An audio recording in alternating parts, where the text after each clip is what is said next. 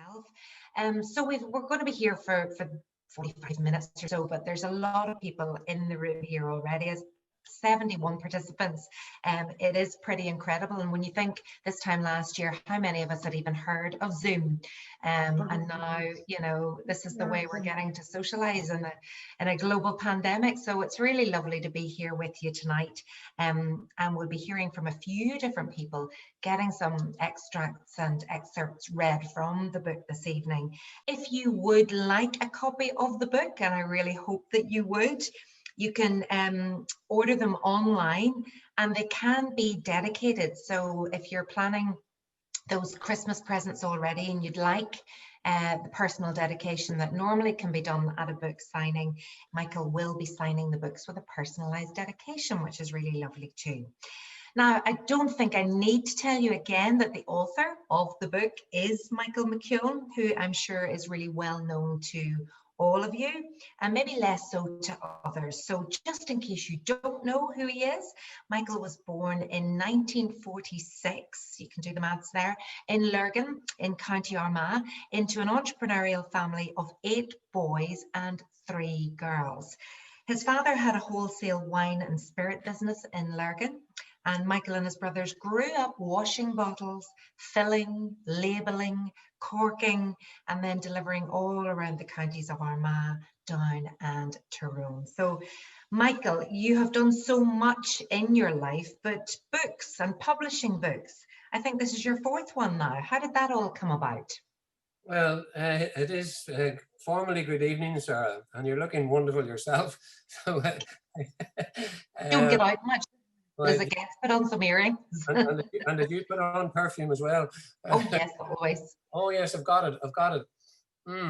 Yes, very nice.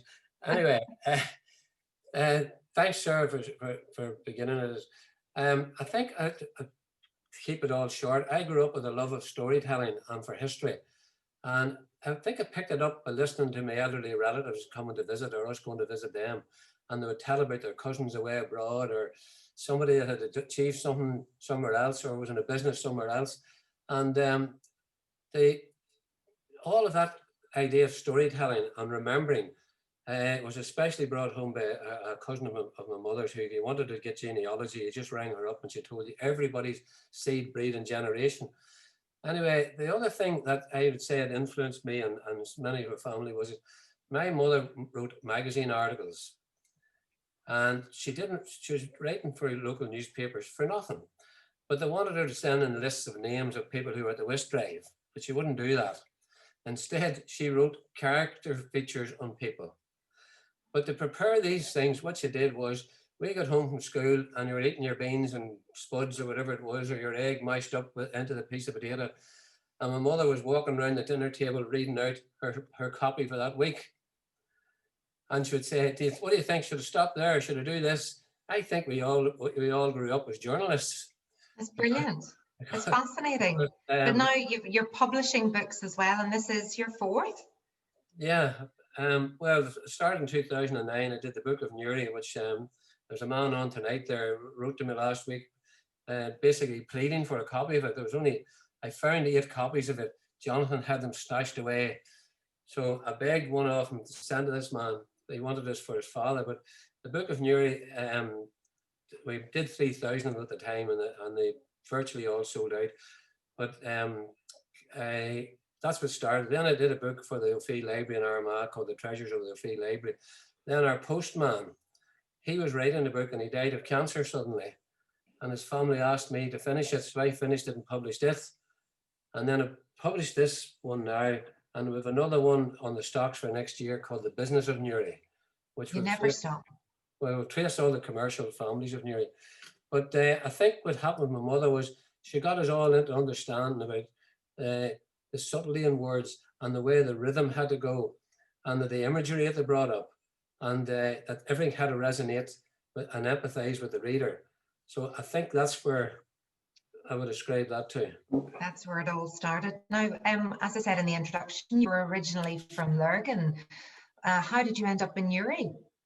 Well, to cut the story short, I sold a business in Newry and I moved to Newry. and I fell in love with the town. Well, actually, I had fallen in love just before that. I'd fallen in love with Carmel, who lived in Dundalk. And so Newry was a compromise. Carmel there. There somewhere. Anyway, Tornock was trying to show you a picture of roughly where we live, but I moved to Newry and I just fell in love with the town and the people and the history, because I've been in, as I said earlier, I was in love with history all my life, and the beautiful scenery around Carnforth Lough. And we were lucky to live on the bank of the Clanray River here, which means the Glen of the King. Most people call it Narrow Water.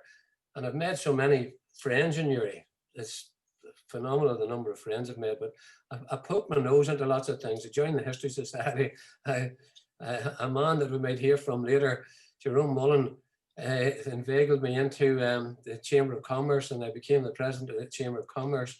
So the networking just grew, something that I never expected.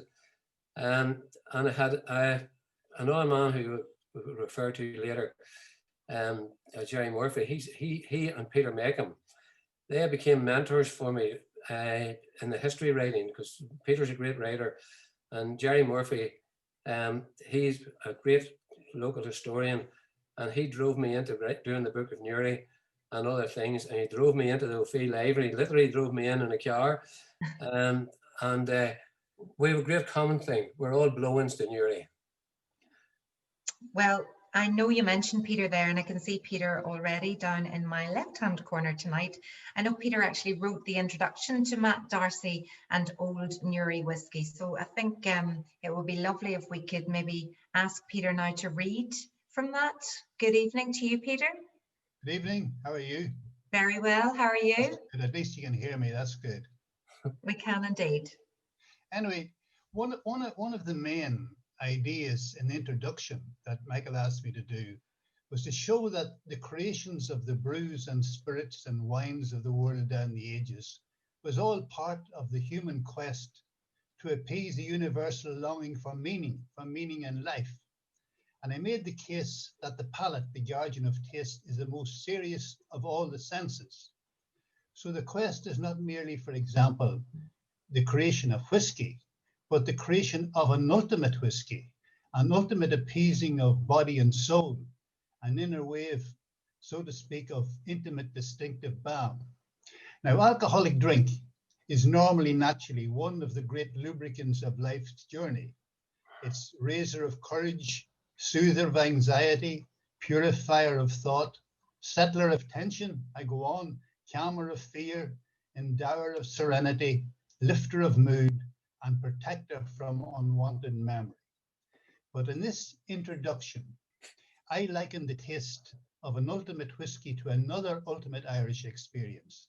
That is the octave rise of the Julian pipes in a slow Irish air.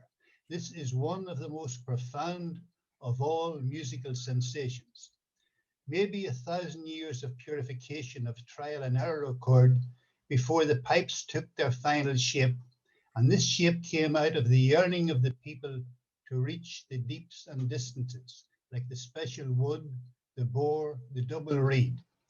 And out of there appeared the tenor drone of the world's pain, the bass drone of the world's prayer, all leading into that sudden octave soar in a spasm of bliss, of ultimate abandonment. And then finally, I likened this sound of the Julian pipes to the 1,000-year-old inheritance of Old Newry whiskey right into the modern reign of Matt Darcy.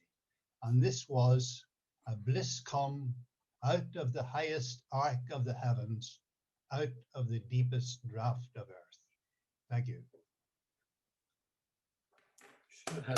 Yes, a little round of applause there. Unmuted and muted. Unmute for applause, Colin. Absolutely. Beautiful, Peter. Thank you very much. Absolutely poetic. I mean, who better to write your introduction, really? But we're going to turn now to another friend of Michael's, and a published author and an expert on the period of the birth of Matthew Darcy. He is Francis Gallagher from Castlewellan, who almost 20 years ago, it says here, met Michael in a lift in Crash's offices. And between the first and the ground floors, which wasn't very far to go at all, they discovered each other's interest in local history. And indeed, the rest of their firm friendship is also history. So Francis will now read from the opening passages of the book. Good evening to you, Francis. Good evening, Sarah, and thank you very much for that introduction. And I just want to congratulate Michael on the publication of his new book. Well done, Michael. Congratulations. And Peter's that's a hard act to follow after Peter Makeham. I can tell you that Peter, that was magnificent. That was great stuff. You know, I really enjoy your work and your poetry. Anyway, so I'm just going to read a wee piece here, and it's about some of the historical context to do with Matthew Darcy. Matthew Darcy was born into a very turbulent world in the year of 1791, a world of rapid change with many revolutionary forces abounding. The united and disparate states of the American New World had rebelled and cast off the authority of King George, their English monarch, 16 years earlier. The peasantry of France and the citizenry of Paris had revolted and stormed the Bastille only 2 years earlier.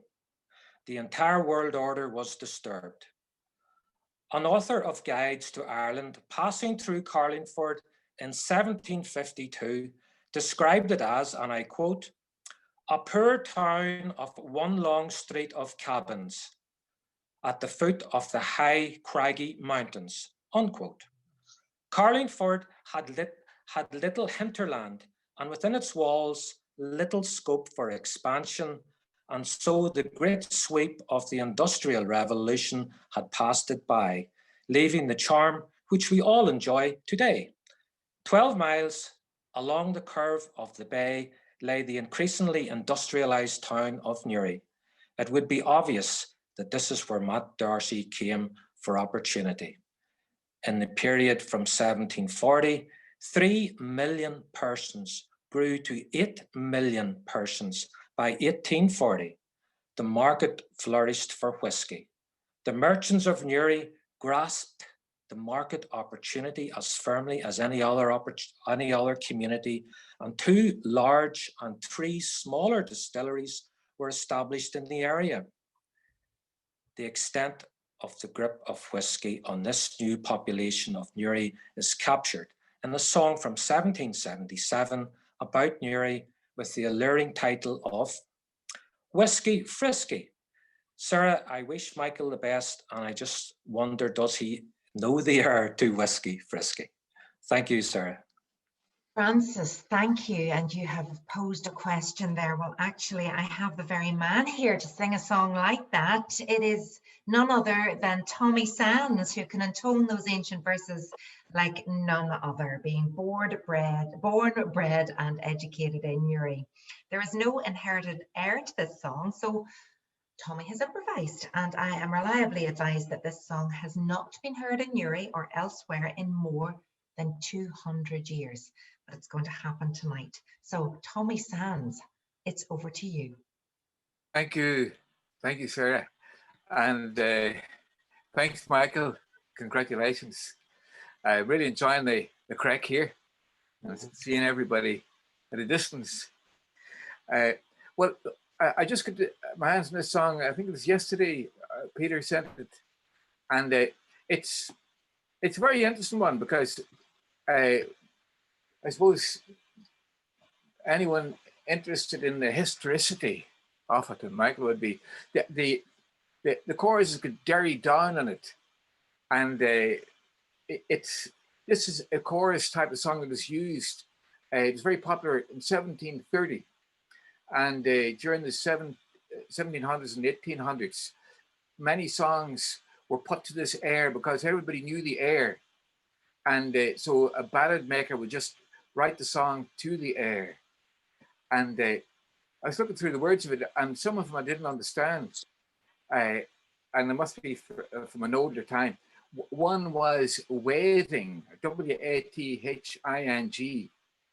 and I looked it up, And there's a more modern version of it, or a modern definition, which is watching women bathing, but it's got nothing to do with the meaning in the song. Bathing, I think, is in pursuit of game. So it's linked in some way to that. But the air is it's kind of a generic air, all right. And this is kind of an Irish variant of it that I was thinking of. So I didn't get learning the words yet, but I think I'll give it to you. I'll give it a try anyway.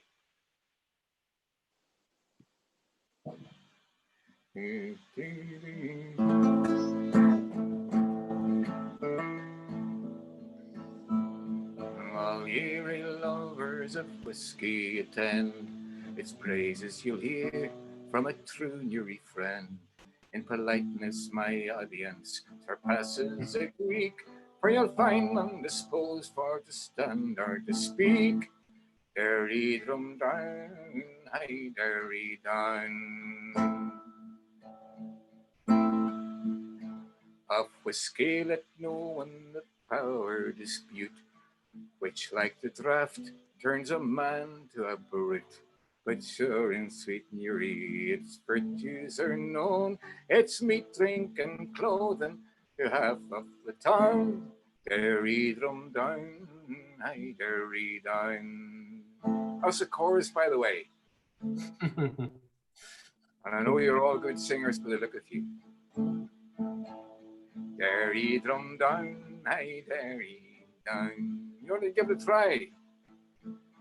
If you move your lips at least. Don't strain yourself, for God's sake. Of that people's happiness, what must you think? 3 halfpence procures them meat, clothing and drink. When stretched in the kennel, they're wet to the skin. Their waiting and lodging are given them in. Derry drum down, hi derry down. Derry drum down, hi derry down. La la la la. Of old it was held that the higher you were, the longer your journey to hell would appear. O whiskey, thy lovers of mankind are blessed, for they die 12 feet higher than all of the rest. Derry drum down, hi derry down. Derry drum down, hi derry down. Though our nobles so oft about peace disagree, and each thinks the other beneath him should be, from whiskey superior the honours that spring, for a man when dead drunk is as great as a king. Derry drum down, hi derry down. Derry drum down, hi derry down. You can unmute now, everybody, and applaud, please. Tommy, thank you. There we go. Everybody, if you can unmute and give a big round of applause to Tommy Sands. What a treat this is. Well done, Tommy. Well done. Well done, Tommy. Well done, Tommy. Well done, Tommy. Well done. Well done. Right, sir, Okay. we're going to need to get that done in a studio and released. I think that's going to be Christmas #1. Maybe. What do you think, Michael? Will we try it? I'm going to push it to Christmas #1. We need to work on the backing singers a wee bit, though, now, to be fair. Oops. And stand, Sarah. Well done, Tommy. Thank you. Sorry, Sarah, we've lost you there for a second. Sarah. Can you hear me now? Yeah. Hear me now? Okay, right. So I'm back again now. Tommy, I was just saying there that I've actually been told that one of your fans who's been listening to you on Downtown since 1976, but has never actually met you. It's actually over to our author, Michael McKeown, right now. Yes, Sarah. I have been listening to. Am I on, Colin? All right? Yeah. I have been listening to Tommy Sands since 1976 on Downtown Radio. And if I went poking here in the cupboard, I would find some cassette tapes that I made of programs in the late 1970s. And I've followed every word he's ever sang, him and his brothers and sisters, and never actually met the man. We live a few miles apart. He drives past my house every time he goes into Newry, and I drive past his house every time I go for a walk down into Rostraver. One of these days we're going to meet up, Tommy Sands. Okay. So that is completely bizarre, isn't it, that you haven't? But it's wonderful that Tommy's been here, can be here for us tonight. So, Michael, have you anything else that you want to do right now? Right. Well, I do. The first thing I wanted to say was that I did see Tommy Sands a couple of times in Newry, and I was starstruck. I was afraid to talk to him. Anyway, we'll get over that the next time. Yes, what I was going to say was it's a good time to tell you that I sent out a few copies of the book about a week or so ago, you know, the first copy proofs, and I got a couple of great reviews. I think Torlock is going to flash them on the screen there. And one of them was from Ken in the museum here. So do you want to read it? Do you read it there, Sarah? You're nicer than me at reading. Okay, yes, there's Ken Abraham of the Newry Museum. This is a valuable addition to our collection and also makes a very important contribution to the study of the history of commerce and industry in Newry. Many people will find your research fascinating, and the book will be very useful for schools, local historians, and the general reader. It is an attractive publication, and we trust you are pleased with the outcome. Good. And the other one that I got was meant more to me than everything, of course, was my mentor over all these years, Jerry Murphy, wrote me a handwritten letter, and flash that up there. Read that for me as well. Okay, yeah, Jerry said, a big thank you and congratulations on your epistle, Matt Darcy and the Old Newry Whiskies. A great story and read, lifting the veil on 19th century. Now, can you read the Irish for me? Urkin Tra. Urkin Tra, thank you. Bringing families to life makes great reading, and you paint a lovely picture as heartwarming as mulled whiskey. This is making me very thirsty here tonight, but yes, lovely. Oh, good. Can I have the picture for a second, Colin? Just if I speak again. Not supposed to be speaking. Oh, you see that virtual screen is doing away with. What I've got here in my hand is a decanter from the 1800s. I'm going to disgrace Carmel here and let you see this room behind me. You won't be happy, but sure, I'll only get home once. Choose the virtual background and switch it off for a second. None, right. I got this about a fortnight ago, and it is a decanter from the 1880s. You see it's Matt Darcy on it. And just when you said thirst there, I just thought, okay, maybe now's the time for me to open it. Yes, I wonder if anybody else is joining you having a tipple tonight somewhere. Wherever they are. There's a few glasses being raised already. Oh. Got my water. I have to Lovely. To your good health, everyone. Cheers. Cheers. That's lovely, Sláinte. Wonderful compliments. Do you think you could tell us about any favourite passages you have from the book? For me, oh right. I do. Just a wee second, I switch on off something else there. I do have one or two, but stop listening to me. I've organised already before this show with Colin to read a passage which to me is going to be the most significant piece in this, because it's staking a claim that no other historian has planted the claim before. And it might annoy some people up on the north coast who make claims to be of a certain age. I'm not talking about you now. Anyway, Colin, would you read that wee part about establishing the credential of Newry as an old whiskey producer? Yes. The art of distilling spirit was undoubtedly practiced by the native Irish monks of Newry in the Middle Ages. The art being learned by missionaries to Spain encountering the Moors of North Africa who used stills to manufacture perfumes from flowers. These monks were already adept beer makers and adapted the learned science to distilling a heartwarming liquor called Iscabaha, meaning water of life. The Irish words became the English word whiskey. For centuries, a community of such monks protected the yew trees planted by St. Patrick at the head of the tide on the Newry River. In the year 1144 AD, by royal charter, Maurice McLauchlan, High King of Ireland, re-established the monastery by granting extensive lands around Newry to the Cistercian order of monks. The charter gave them ownership of the mills in the area, and from that, barley to mash for beer and spirits. The great Abbey of Newry was dissolved during the Reformation, but the evidence is clear that when the cathedral church was dismantled by its new owner, Nicholas Bagnall, the largest commercial property in the newly created town was the distillery. Bagnall's rent roll for the year 1575 AD is preserved in the Bodleian Library, Oxford, England. The most valuable property in the Abbey of Newry was the renamed Queen's Backhouse and Brewhouse. The term backhouse is a designation reserved up to modern times for the area in a distillery where the large backwash vessels known as keeves are placed. Newry whiskey is the oldest authorised whiskey in the world, being chartered by King Maurice McLauchlan in 1144. Yeah, There you have it. there you have it. Are you back on, Sarah? You're muted.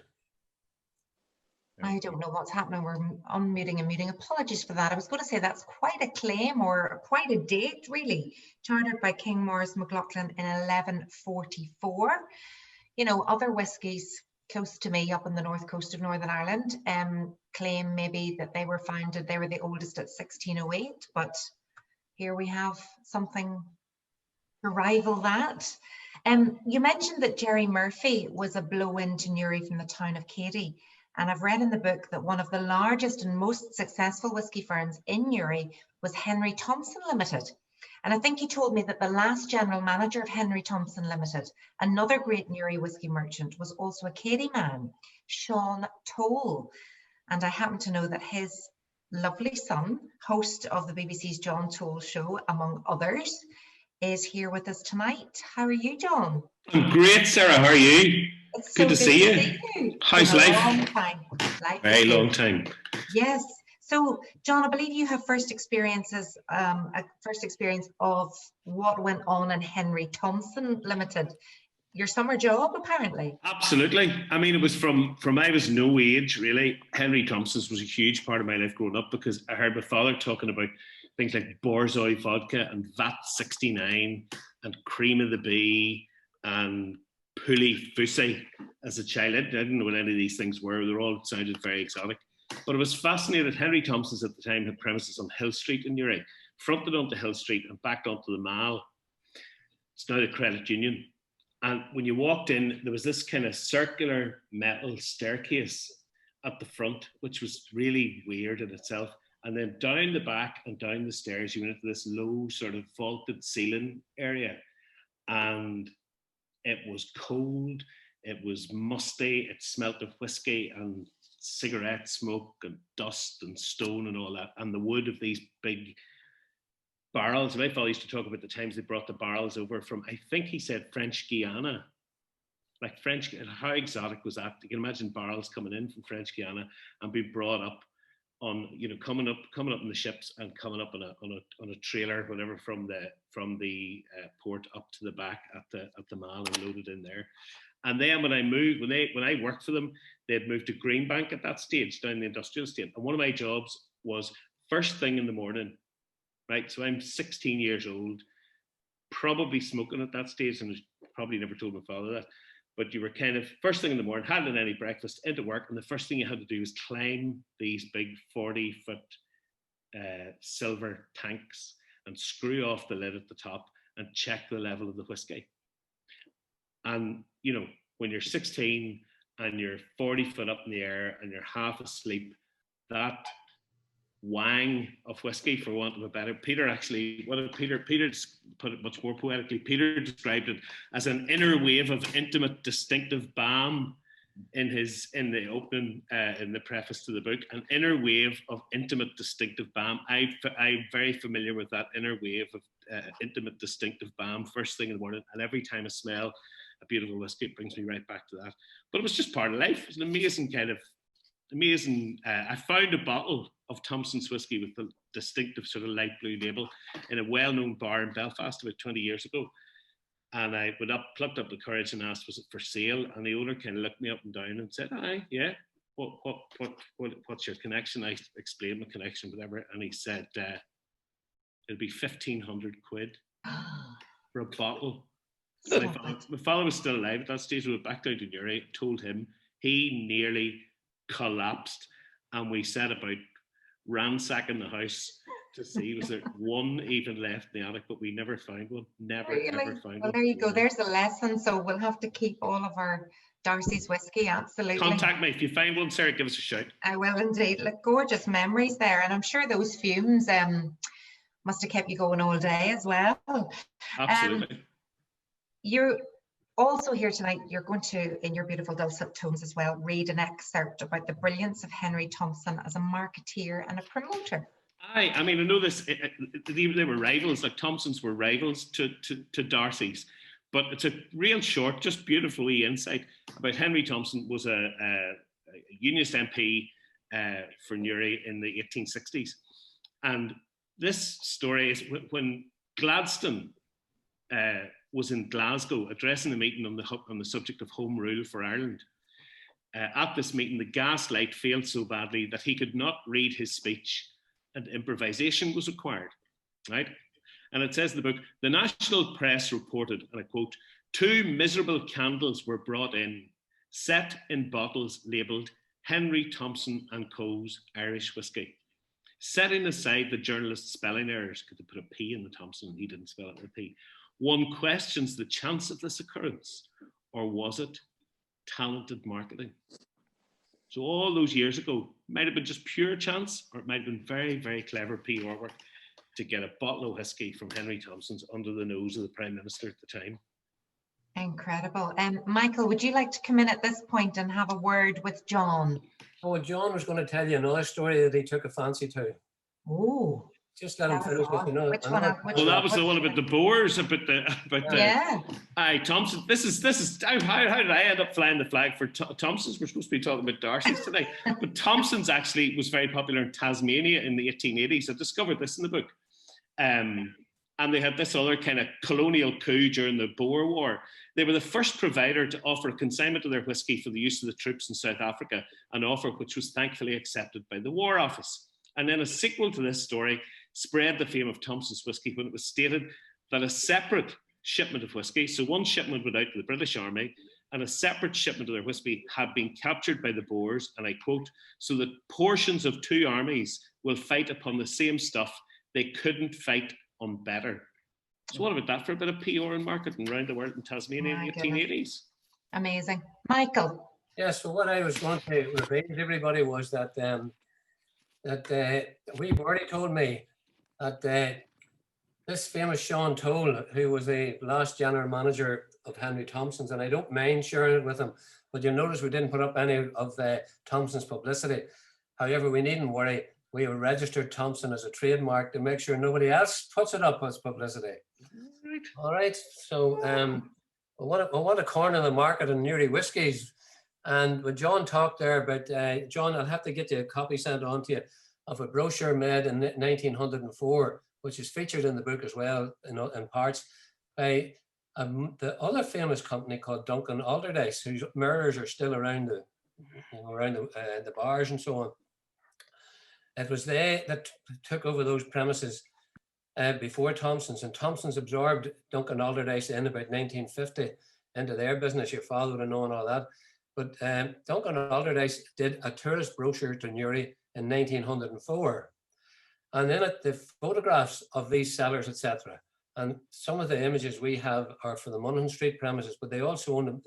They also took over Darcy's original premises.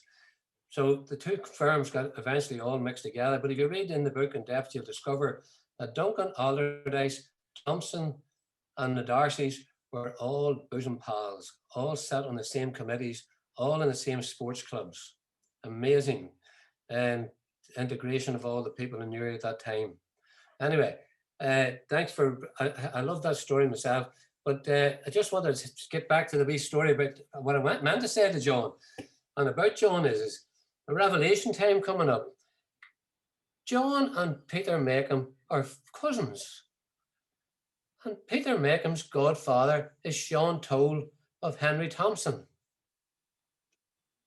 So Imagine what that underlines is about the familyness of the things. And if you get to read the book, you'll discover that the book is actually about family, about all the families involved in these businesses, and what sort of other depth there was to their character. They're all very charitable. They give their money to big charities, and people in Newry know the old folks' home on the Warren Point Road. Well, you discover that the bulk of that there was paid for by Darcy money. Anyway, you need to read the book to get that. But with time, I do love a story in it, and it make people have a look at it. And it's about Matt Darcy himself to show the sort of civil character he was. But there's this man called Daniel Dorn came into Darcy one day, and he asked to buy a puncheon of whiskey. A puncheon is about the size of a 5'8" man or bigger. So Matt, he got it sent out to him to his premises out in Rough Island. And that's the way you'd have been delivering. You see, that's a puncheon, 2 or 3 puncheons leaving the distillery. Right. And that image that you're seeing there now. But anyway, the man came in anyway, and he sent it out to him to Rough Island, which is in the foothills of the Mourne Mountains. But Dorn didn't offer him any money. He said he would pay him on credit. And Sir Darcy said, "Oh, why, maybe you're the man Mr. Donnelly told me about. I was an oil publican in Rough Island. And very good. He told me he would send me a good customer." So anyway, he sent out the stuff, and they got mixed up in the name that he was told. And the puncheon was costing £46, and the man said he would send him a tenner a week until he had paid off. So out they went to Rough Island all the whole way in one of them carts and over them bumpy roads out to there. And the next day, the man Donnelly that had told him about this great customer got up from Rough Island and straight into Newry, and he says, "Darcy, have you lost your senses? You've given a puncheon of whiskey to an absolute pauper." And the man was a legitimate publican, but he was keeping going by buying a gallon of whiskey at a time from Donnelly's pub just to keep his own place going. He was absolutely bankrupt, as has turned out later on. Now, Darcy, civil creator, took everybody to their good nature. Next thing he did was he sent out the following morning, he sent the men back out again, 4 of them back out to take the puncheon out of the bankrupt wee pub. They had to take the window out to get it out again. And while they were doing it, they damaged a bit of the property or whatever, and the whole thing ended up in court. And Mr. Dorn is the one brought to court. He was accusing Darcy. Instead of thanking him for his good nature, he took Darcy and his men to court to the assizes. Well, the good news was that the magistrates decided to leave the case open, and when they did that, we never found out the sequel. It disappeared from the pages of history.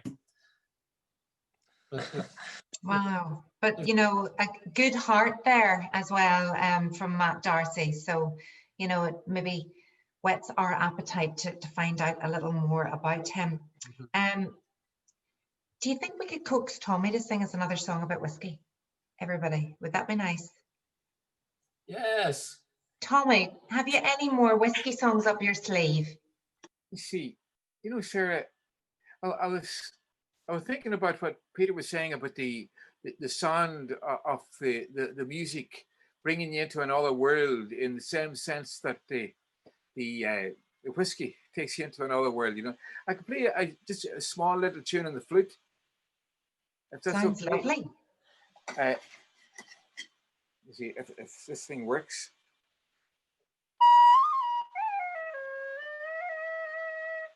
This funny thing about music and whiskey have been allies for a long time, I suppose.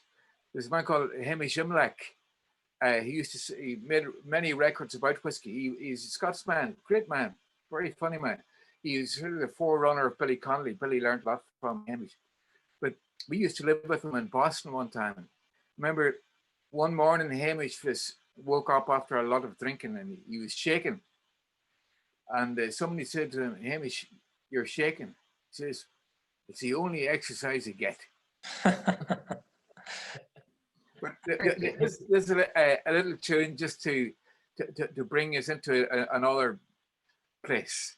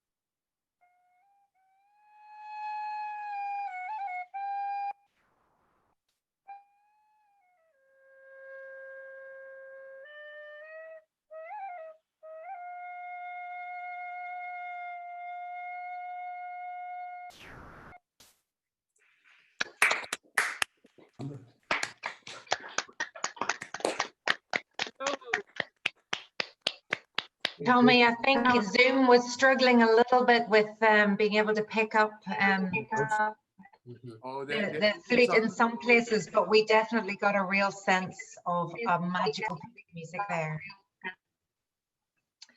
I think the microphones do struggle, so we'll have to go back on mute, everybody, again. But thank you, Tommy. It's been really lovely to have you here and to have this is just gorgeous. I have never been to a virtual book launch before.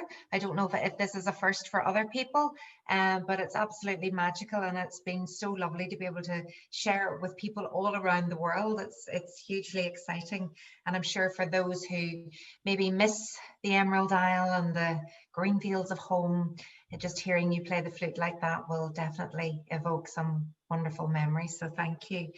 Michael, we've had such a gorgeous evening so far, and you've given us a short insight into the content of Matt Darcy and the Old Newry Whiskies. What else is there that we just can't miss? Well, the first thing I have to remember is you gave me a talk yesterday and told me to keep things short. So, so I'm watching the clock to not to go over the 45 minutes, but we're just about to go over 45 minutes. Anyway, so, well, the answer to that question, sir, is it's like you see all these people on Breakfast TV and the Graham Norton show, and they ask them about the play that they're in or the film that they're in.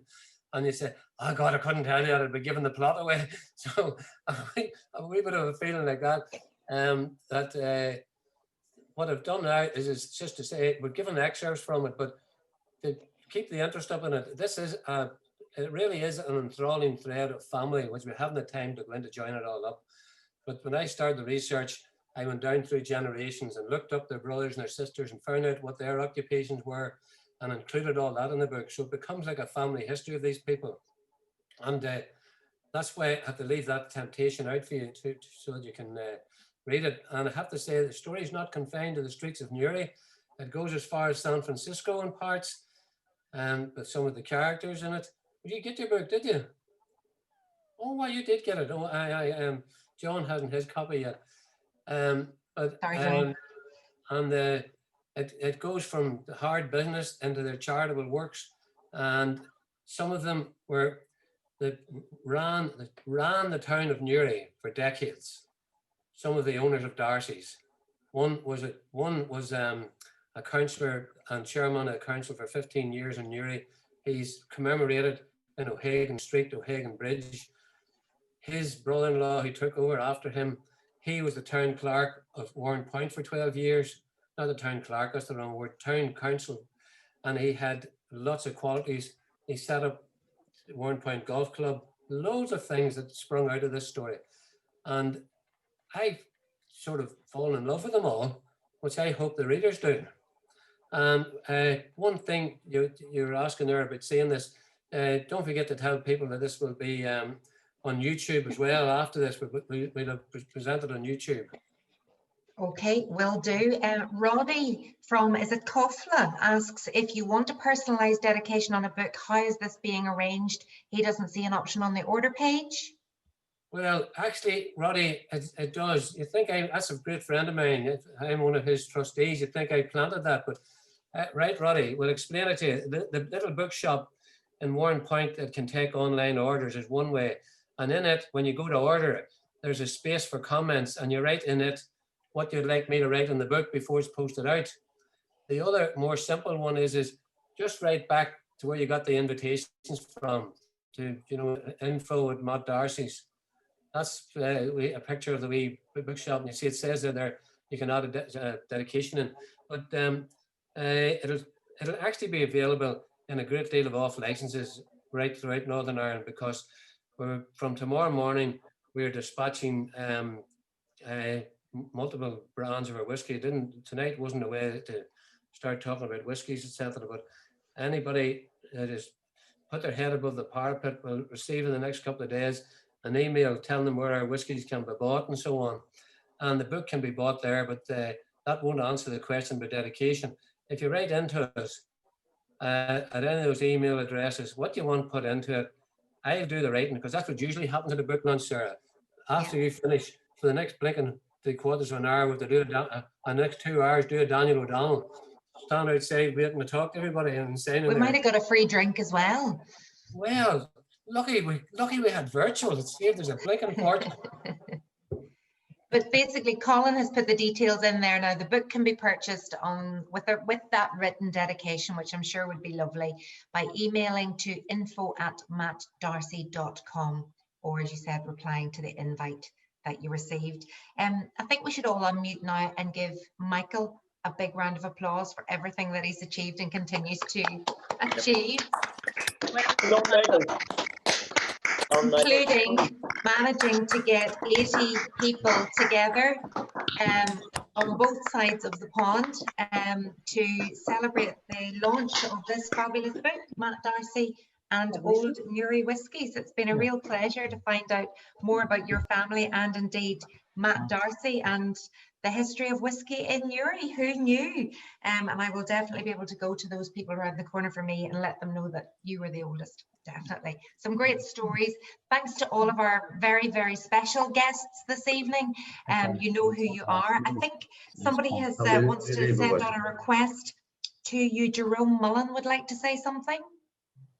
Hello, Jerome. Yes, am I connected to you, Sarah? You're connected loud and clear, broadcasting to everybody. Well, listen, thank you very much indeed, Sarah, and it's lovely to be here with Michael this evening for this lovely launch of his book. As a former president of the Chamber of Commerce, Newry Chamber of Commerce and Trade, I've been privileged to work with Michael over many years. In fact, Michael was also a president in recent years, and to promote the overall business of the city. And I want to heartily commend and congratulate Michael on this tremendous enterprise of working to restore a major distillery, Matt Darcy and Newry Whiskies, that will help to activate and the commercial and tourist venture of Newry. And I think he's capturing the imagination of everyone here and beyond. The one thing I have learned about Michael, Sarah, over the years is that there are no half measures with him, 100% or nothing, and truly tenacious in whatever project he takes on. And I could mention a few more, such as the story of Mother Baptist and the Russell sisters, which is a great story that you'll maybe hear about in the future, and which he is very involved in, which I am myself too. Taking on this history of whiskey distilling in Newry 150 years ago was a mammoth task that very few people would take on. but Michael had the pedigree to do that. So I wish to commend him for this outstanding history of Old Newry Whiskies. This is a work I believe will, for its sheer quality of research and presentation, enrich the world publications on this subject of whiskey. And it is a work in keeping with his earlier masterpiece, The Book of Newry, that opens up the record of great enterprise and endeavour down the ages, and reveals that this spirit is truly fully alive today in the person of Michael McKeown. Thank you, Michael, for the beautiful book. I've been enjoying reading it. I only got it from you yesterday, and I've been reading it today, and I'm enjoying it thoroughly, and all the beautiful illustrations in the book, which are, I'm sure those of you that haven't seen it, you'll really enjoy it when you get your hands on it. So congratulations again, Michael, on this wonderful launch of your book, and indeed the restoring of the whiskey Matt Darcy. Thank you, Sarah. Thank you, Jerome, for those lovely words. Thank you very much. And unless anybody else would like to say anything right now, I'm sure you all want to email Michael and chat to Michael and get your book orders in.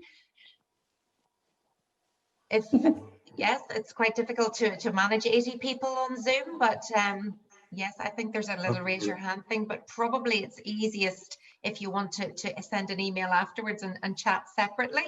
It's been so lovely to see you all. I hope you've had a lovely evening, enjoyed your tipple, enjoyed those gorgeous excerpts, the stories, and indeed the music tonight. And it has been my real pleasure, Michael, to be involved. And I'm going to hand back now. Michael, would you like to say a final word to everybody before I hand back to Colin? Well, at this stage, Sarah, I would normally have to rush over to you with a bouquet. Yeah, that's all right. See, it's much cheaper these days, isn't it, to do a virtual book launch than it was. All the things you don't have to do now, I'll get my own. But thank you. A real pleasure. Thank you so much. You were perfect for this job. Really happy. And also thanks to John and Francis, who contributed. And even Colin, you know, you don't thank family, you take them for granted. And don't forget the backroom man Turlock there, who has been looking after research. And of course to Jerome, Jerome's getting me back. I got him nominated a few years ago for a Man of the Century sort of an award, you know. Wow. Man of the Century. Well, there's plenty of men of the century in front of me right now on my screen, and women. But thanks, Michael. All the very best of luck with the book. Right. And Colin, it's back to you now, and thank you. Yeah, well, just before I do wrap up, I think Michael, there's one person, a creative partner in the book that was on your list. Correct. Yes, I saw her there. I asked her to speak and she said, I have nothing to say. So I agreed that I would not bring attention to her. But Della Varley is in a picture somewhere here, wherever she is, who did all the design work and so modest, didn't want to be seen or heard or whatever. Thank you so much, Della. So, folks, thank you very much for all your... Oh, sorry, Della, do you want to come in? Just that it was an absolute pleasure. It's always wonderful working with Michael because he is so interested in finding the right illustration. Won't leave any stone unturned to just go that little bit of extra to make the book just what the book can be. So thank you very much. I'm absolutely delighted and honoured to be a part of it. Thank you. Thank you thank you very much for hosting. Thanks to everybody for participation, turning up, and you know, it's extremely difficult circumstances in the world at the minute where we are having to do this. There would be nothing better than to have all 80 of us walk out of a hall in Newry and surprise some hostelry by filling them up for the full house tonight. Walking in, sitting by the fire, drinking some Darcy's whiskey. So, excuse me a second. Yes, so thanks for your participation tonight with the muting. As I said, walking into some hostelry in Newry, cracking open some bottles of this whiskey and sitting around the fire. Family, Michael says, the theme of the book, and obviously I'm part of this family. I'm very grateful for it. And he referred to his mother, Kitty. For all of us in these times, we're all in this virtual world, and some members of family are here and they can't be together.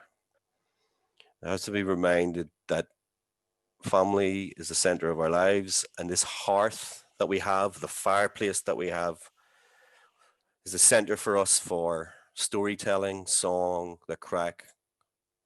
Yeah, we're going to come back to it again. We will be together again in not too long away, and keep reaching out to each other, and don't keep on our own. We need our human connection here, and it's great that we can do as a little bit of that feeling of having a hearth tonight for the storytelling, the crack, and that hearth is the heart of our families. So I'm really grateful to Michael and Carmel and all of my family here, and I say God bless and please keep safe.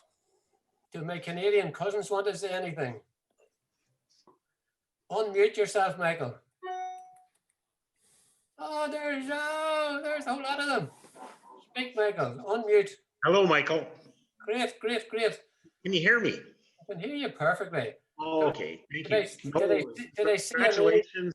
You're a very hard worker, a very entrepreneurial spirit, and we're very proud of you. And I missed going to Ireland this year, but hopefully COVID's over for next year and we'll make it over. Good. Did I see someone hiding to the left, to your right? Ah, my wife. Oh. Yes. There's all the Monaghan's waving at you. No. Hi. Good to see you. Good to see you. There's a bunch of us here, so we're out for a month and a half at the cabin and enjoying ourselves. I swing the camera around to let them see what you mean by the cabin. Oh, yeah.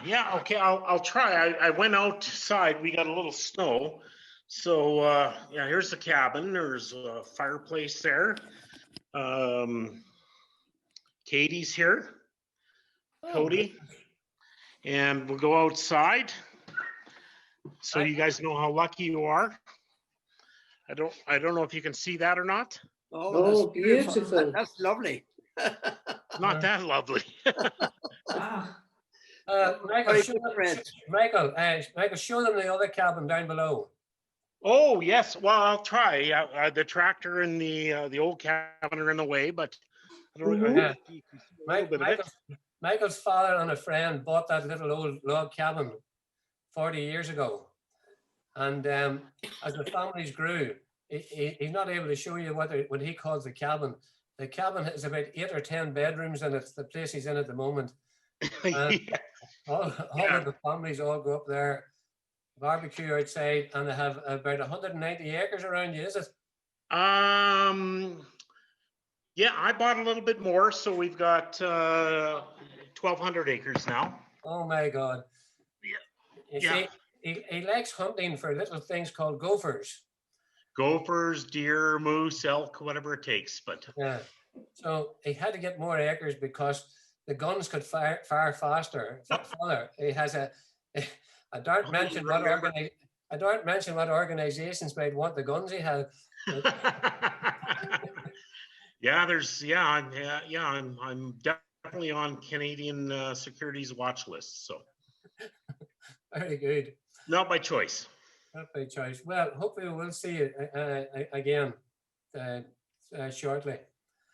No, well, thank you so much, Michael. It was a really informative day, and I like I said, I get all my news from my Italian friends here in southern Alberta. Not from you, but the Italian guys always call me up about, well, did you see what Michael McKeown did? Oh, for God's sakes! But oh, that's good. Congratulations, you deserve everything you've got. So